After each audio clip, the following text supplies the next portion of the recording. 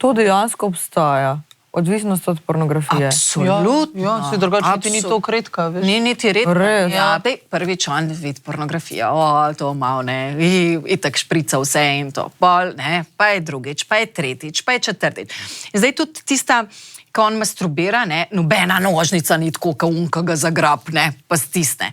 Torej, že tukaj izgubi to občutljivost teh senzornih, čutnih končičev. Aha, ne? štekam. In že on tisto, Noben spolni odnos pa ni več tako stimulacija. dober. Ženska, zdaj se veste, kako vibratori izgledajo, ne? Se smo bili kdaj še rekli, oprosti, mislim, tist je tako, no, da ne bo pomote. Ampak, prvo, tazga, le v real lifeu, tako velikost dobiti je prvo, ne, bolj izjema kot Tle v pravilo. Evropi težje, a? Ja, a veš, to so, mislim, batine. Pol pa imaš 3 nastavitve, ki trese, pa vrti, pa ne vem kaj, pa imaš še za anusni del zajček v zadnji stimulira.